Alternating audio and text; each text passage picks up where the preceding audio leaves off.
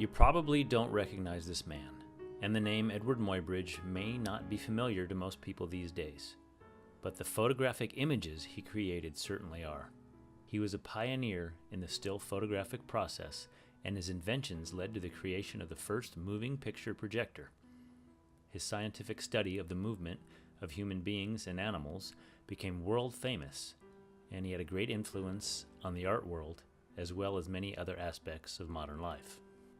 Muybridge was born in England in 1830, and he first traveled to the United States when he was 20 years old. After spending 10 years in America, he set out to return to England. While traveling across the United States by stagecoach, Muybridge was badly injured in a runaway stagecoach accident. He was ejected from the stagecoach and hit his head on a rock. The injuries are significant to his later career as a photographer. Psychologists have speculated that the permanent damage to his brain led to some of the erratic emotional and eccentric behavior in his life, and also may have freed him creatively. He returned to the United States in 1867 and began a 2-year period of creating landscape photographs throughout the American West, particularly the Yosemite Valley. He used teams of mules to haul the heavy equipment into remote areas and capture photographs of places that the world had not yet seen. He became world famous for these landscapes, and he was the most sought-after photographer in San Francisco. His early landscape images of Yosemite inspired many other photographers to come in the future, including Ansel Adams. He later traveled to South and Central America and created landscape photography there as well. In 1872, Muybridge was contacted by former California Governor Leland Stanford. He was a very successful businessman and racehorse owner. He wanted Muybridge to create some photographic studies of a horse in motion and prove the point that while a horse was at a full trot, all 4 legs were off the ground at the same time. Up until this point, there had been no photographic proof.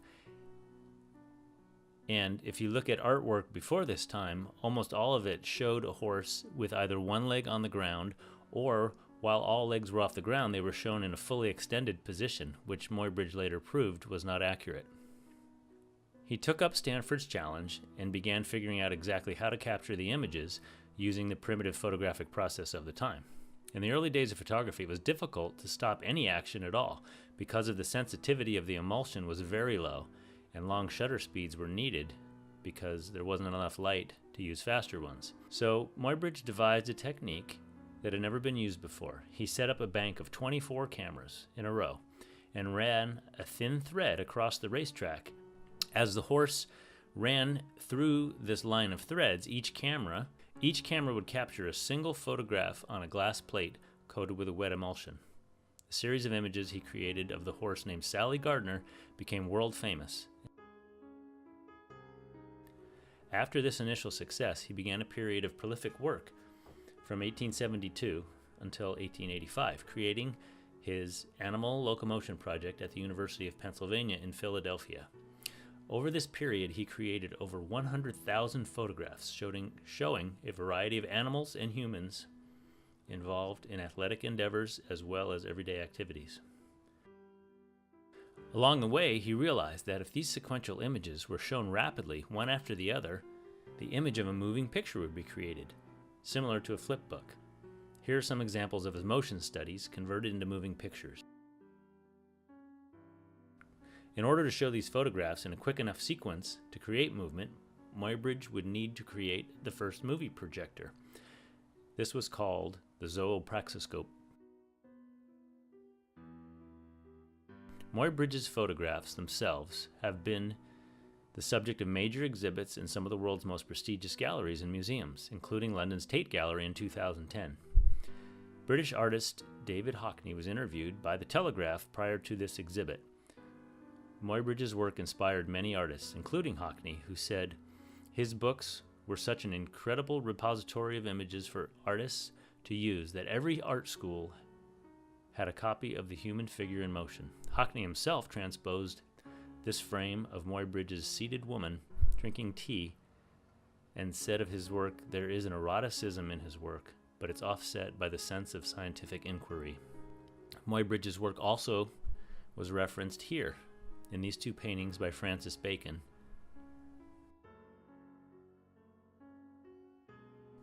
And here as well by Marcel Duchamp.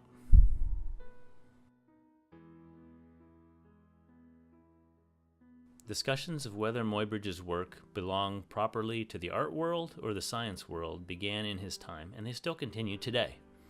His photographs themselves have been used directly in other works, like in these fun motion video animations created in 2011 by David Gordon. An MIT professor named Harold Edgerton took his work to another level by using high-speed stroboscopic lighting to capture brief moments in time and unlock their hidden beauty. His photographs uncovered a world that had been invisible to the naked eye.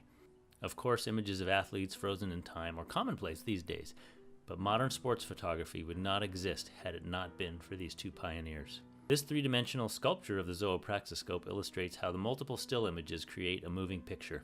Muybridge's photographs have also been used liberally in many advertising campaigns over the years. Most recently, this television commercial that was produced for the Kentucky Derby. Man could not prove a horse completely left the ground at full stride, and that's how motion pictures were invented. So, yes, horses matter. In Kentucky, horses are everything, and bourbon is everything else.